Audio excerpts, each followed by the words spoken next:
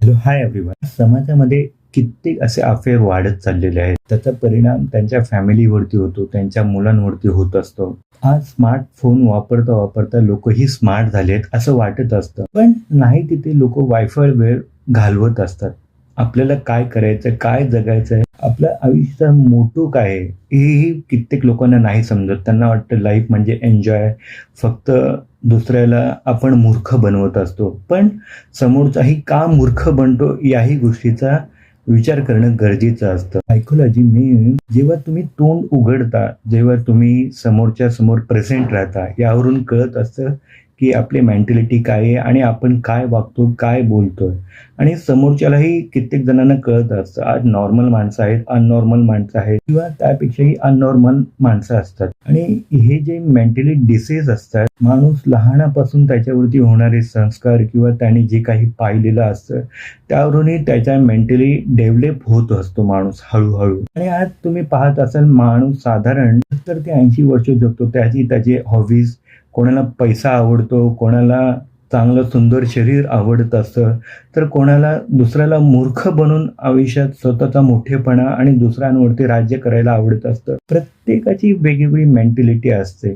कित्येक असे आहेत की कोणाला स्वतःकडे पाहून असं वाटत असतं की मी खूप स्मार्ट आहे, खूप चांगला आहे.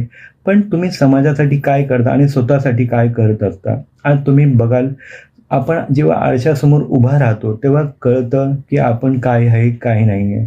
प्रत्येकाला वाटत असतं की मी आयुष्यात पुढे जावं, पण काय करून?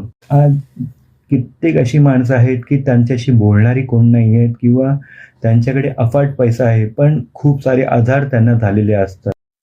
कित्येक अशी माणसं आहेत की नोकरीमुळे वैतागलेली आहेत, आपल्या फॅमिलीमुळे वैतागलेली आहेत किंवा या फ्रॉड करणाऱ्या लोकांमुळे वैतागलेले असतात. कित्येक लोक आज सुसाईड करतात.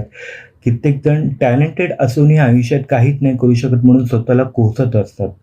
आज ज्या काही मेंटॅलिटी असते ती तुम्ही स्वतःला सुधारू शकता.